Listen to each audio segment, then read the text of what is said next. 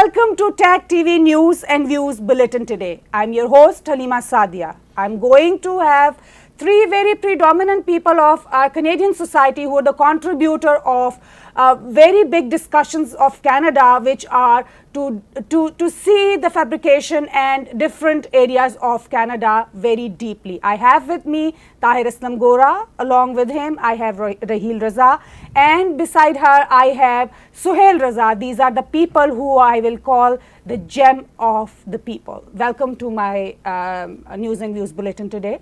Thank you. Thank you.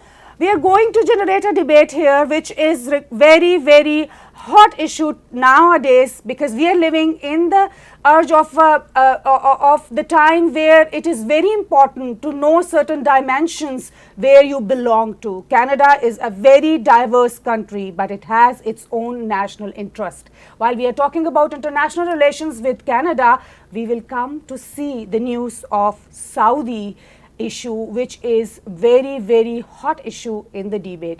Tahir, what would be your take on Saudi-Canadian relations? Saudi-Canadian relation is very sensitive these days, as we all know.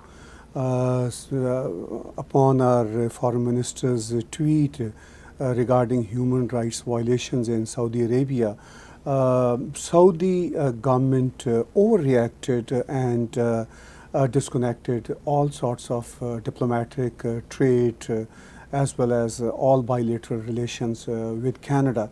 The tension is still on, and Canada is trying to fix it, but it doesn't look like Saudi want to fix it.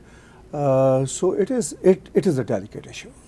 Raheel, I'll come to you as a woman and as an intellectual who sees through international relations very important, and we talk about our stance as Canadian to where do we stand, where should we stand? Halima, thank you for that question. I am a human rights activist. I'm accredited with the United Nations Human Rights Council, and I have been going to Geneva to the Human Rights Council for the last 5 years. I have seen the situation of the Saudis, and of course I've been to Saudi Arabia, so we know as a fact, this is not an opinion, that their human rights violations are totally abysmal, especially the way that they treat their women. So it is not a hidden fact that Saudi Arabia has violated the human rights of its own people over and over again. The fact that blogger Raif Badawi is still in jail is testament to the fact that they do not care about human rights. Now, if Canada points this out and says that your human rights need to be fixed, Saudi behaves like a very, very spoilt child. They react by saying, no, we don't have human rights violations. It's Canada that has human rights violations, and this is what is so ironical. Apart from the diplomatic stuff that they have done, they have a right, as any government does, to change their diplomatic relations. But what they're saying is they're accusing Canada of having human rights violations. And they're not interested in the fact that people here are free. They've pointed out that Professor Jordan Peterson, who has spoken about absolutely brilliant issues of identity politics, they say he's a prisoner. He's not a prisoner. In Canada, we have freedom of voice, freedom of choice, we have gender equality. Let us remind the Saudis that in Canada, people do not get jailed for expressing an opinion. So they're totally off the bat on this, but they're picking at straws and they're trying to accuse Canada of being the problem here. Suhail, I'll come to you. When we talk about Canada, the very first thought which comes is a multicultural issue. And multiculturalism has multi-dimensions. When especially we have our foreign policy, there are multi-layers of that. What is your take on that? Okay, I'll just come to that, but before that, I'd like to address what was said just now. In my opinion, that tweet by the foreign minister should never have gone out. Everybody is not Donald Trump. She did not know how to place the tweet, the timing of the tweet, and what to say in the tweet. Because this liberal government is a kindergarten as far as international politics is concerned. They are very naive and they are very immature in the way they behave. So this issue could have been brought out when Saudi and Canada talk about bilateral trade, should have been brought about when their students are coming here to study by their medical exchange. This is not a tweeting matter. if it is a tweeting matter, then why don't you tweet about China, the abuse, human rights abuse in China, in Cuba, in Russia, in Pakistan, the state of non-Muslims. So there's a whole bag of issues here, and if you isolate Saudi Arabia and target it, obviously the reaction will be ugly, and Canada does not, this immature government does not have the stand to face up to such challenges. They think that because they are talking about human rights, everybody will clap. Well, no Western government has come in support of Canada. Even our biggest trading partner, the US, and our closest neighbor has isolated themselves because it was done in such a immoral and immature fashion that we are getting no support from anywhere. Even a country like Pakistan is supporting Saudi Arabia instead of Canada. And coming to your question, what is completely unacceptable that Pakistani members of parliament of Pakistani origin, Canadian members of parliament of Pakistani origin, have not condemned Pakistan for siding with Saudi Arabia. They are just playing a tiptoe around the issue.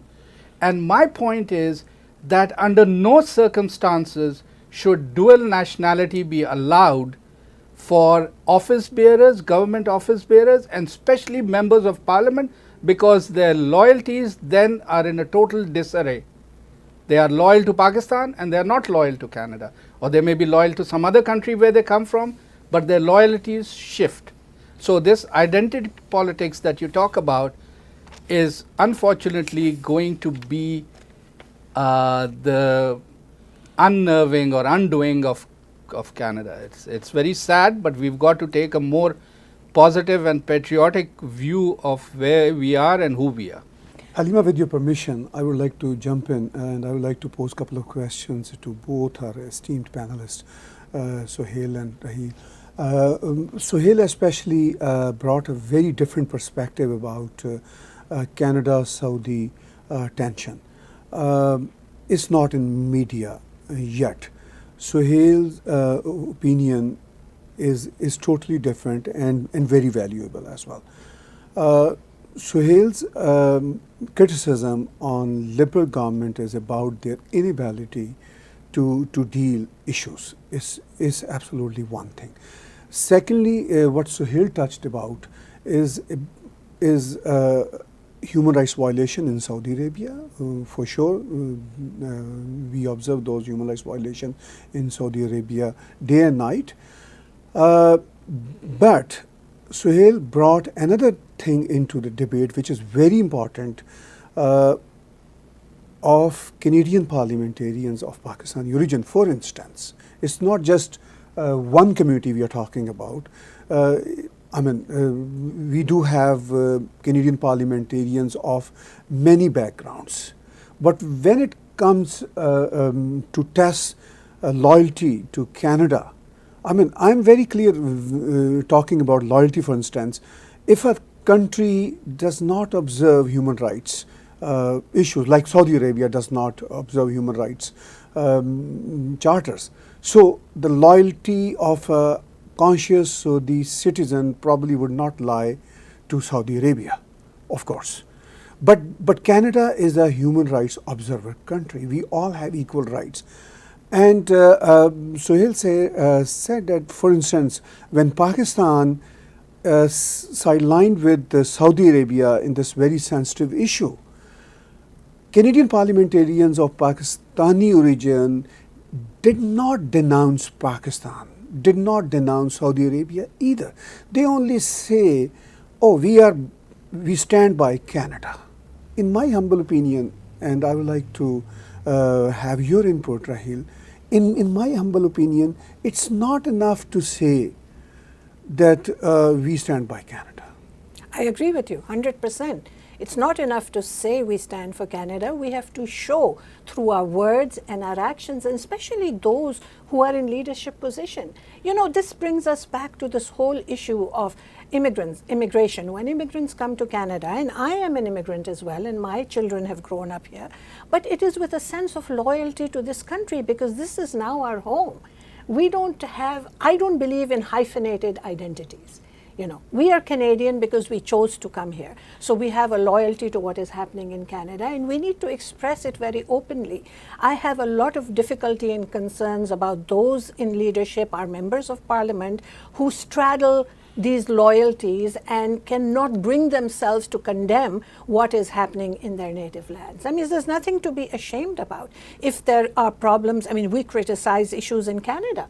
So why can't they criticize what is happening in their countries of birth? And it's something that they should do very openly if there are violations of human rights, because human rights trumps everything else, in my opinion. So we should have a very strong sense of identity, a very strong sense of loyalty to this country that we call home, to this wonderful country that has given us everything, and most importantly, that has given us the freedoms that we cherish.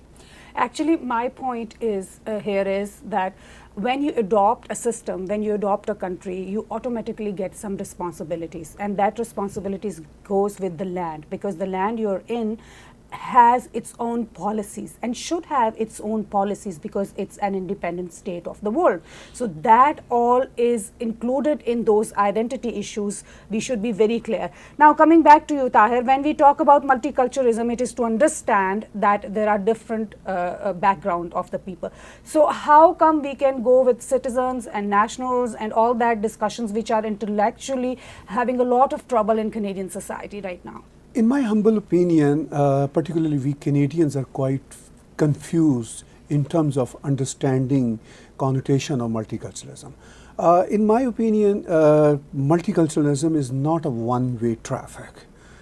It's all-way traffic. It's not about that mainstream Canadians accept us, we are the new Canadians. It's about us as well to embrace mainstream values as well.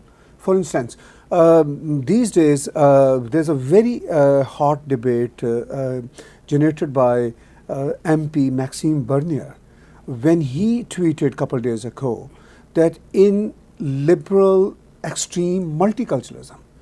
So when he says extreme multiculturalism, personally I agree with him, because the kind of multiculturalism we are celebrating here is extreme multiculturalism, which is about to shun others' cultures and to celebrate one's own culture.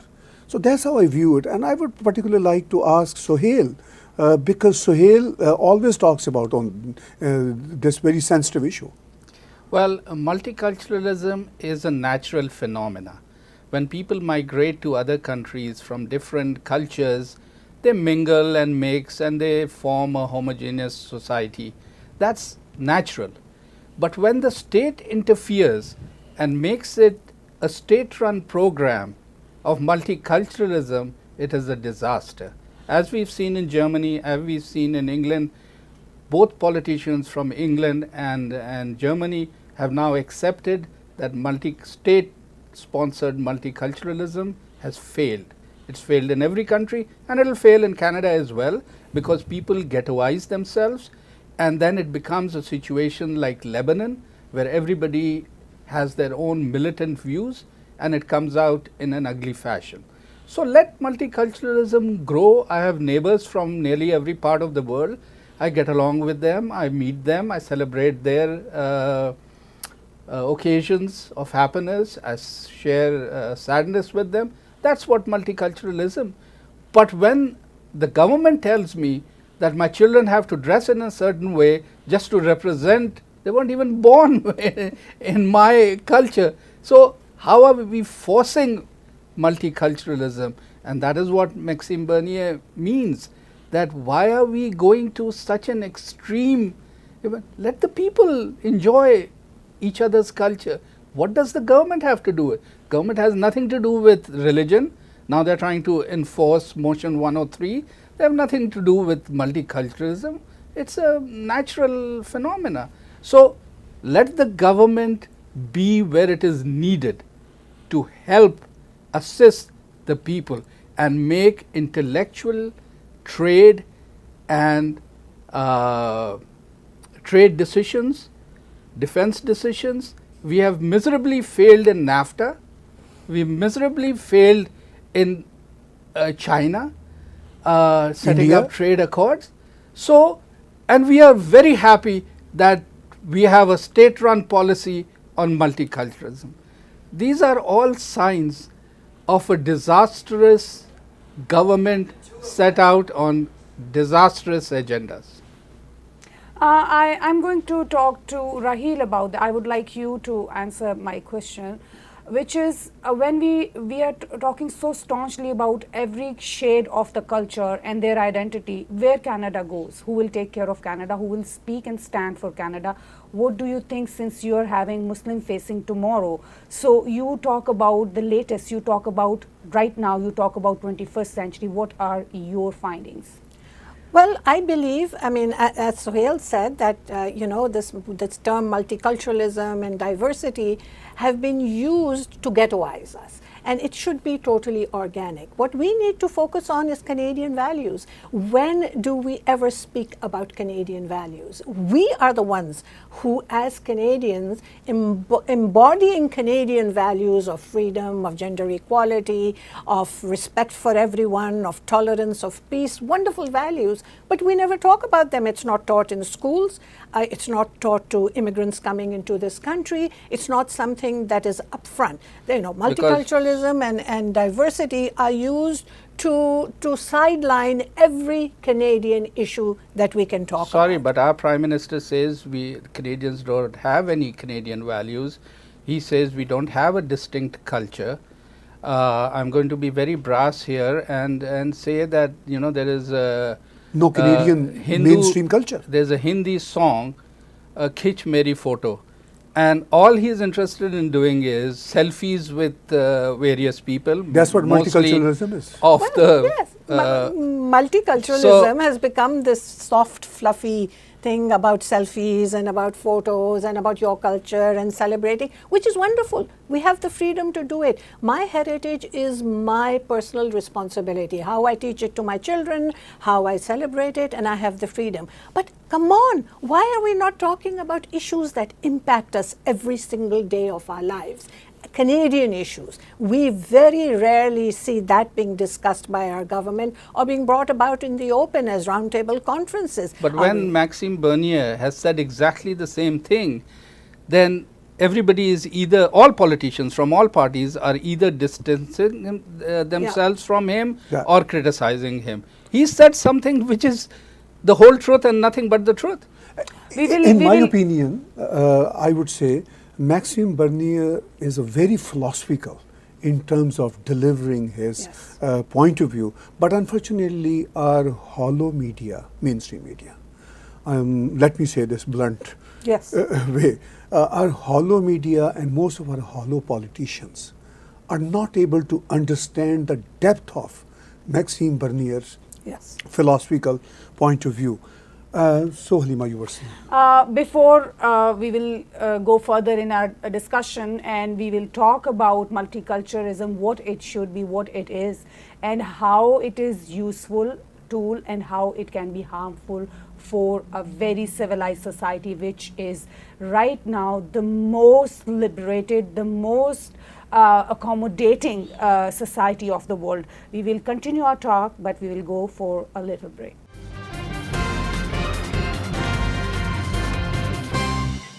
पिछले 10 सालों में Indus hospital ने ये कभी नहीं सोचा कि कैसे चलेगा ये अस्पताल जहां हो बिल्कुल मुफ्त मियारी इलाज।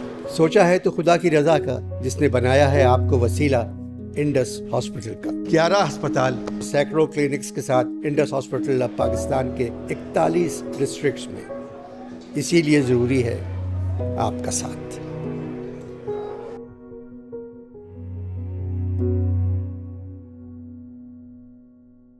Knowledge, integrity, experience, and service. These are really the elements you are looking for in a good financial professional. Whether it is life and critical insurance to protect your family and business, retirement savings to live comfortably, education savings to educate your children, group health benefits to safeguard your employees, or travel and super visa insurance for your friends and family. That's what Zaid Syed of Arouge Financial brings to your table. Call him at 905-624-0008 or visit arougefinancial.com.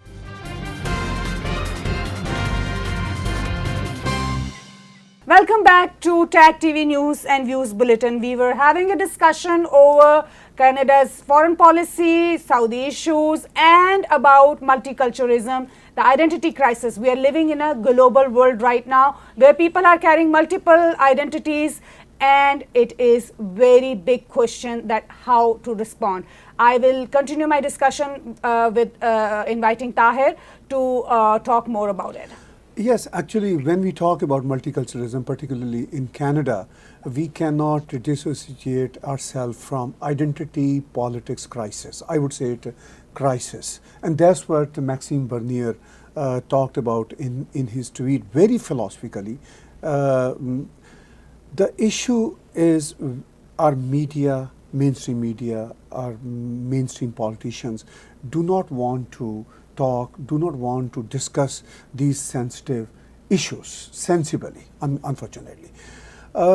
So it is a big problem. In terms of identity politics, what we are observing here, for instance, when Maxime Bernier said that we are playing identity politics cards, Salma Ataullah Jan, Senator Conservative Party, jumped into the discussion and tweeted and attacked Maxime Bernier that, I'm so shocked to hear your views, Maxime Bernier. You were supposed to congratulate me Pakistan's Independence Day. And then she said, Pakistani Canadian parliamentarian. I started pondering that that is the actual sensitive thing Maxime is talking about, that you are hyphenated Canadian. You, as Senator of Canada's Parliament, you are calling yourself first Pakistani and then Canadian. So this is identity politics. Of course, and the identity politics then reaches further into MP Iqra Khalid, Absolutely. who, when she first proposed the M103 motion, which is the motion again about Islamophobia, she said, I am a Muslim of Pakistani heritage. Where was the Canadian component? And the first reaction that I had is I thought that if you wanted to be a member of parliament, you first had to have a Canadian identity and talk about Canadian values. There's nothing wrong in speaking about one's heritage. Absolutely. I know we all Nothing wrong, yeah. have a heritage. But in order to be part of the Canadian government, for example, if I ever had an opportunity, I would run as a Canadian, as a pure Canadian. I do not ever want to be distinguished as a woman of color or a woman of some other descent. I am a Canadian. I care about Canadian values, and I want to speak about it. We should take Maxime Bernier's tweet and retweet it all over the world to every Canadian so that they understand the identity politics that is being played around in our government, because it takes away our sense of Canadian values as well. If our wonderful, selfie-loving Prime Minister doesn't think that we have Canadian values, let's talk about it. Let's remind him what Canadian values are and what brought us to this country. Here, the question is very important that every country has their own national interests. So when we are playing with the identity politics, where those people stand, this is how they show the value, how much they respect the value of that country they are living in, how much they have embraced it. For instance, in Saudi case, where do you take the stand? Either you take the Pakistani version, or you take, because Pakistan is an ally with Saudi Arabia, while on the other hand, Canada has its own integrating problems with those type of issues. So what would you like to talk about these kind of issues, Sohail? Well, I think I've said enough, but I'll continue. I don't blame the senator or the member of parliament for what they said or what they do.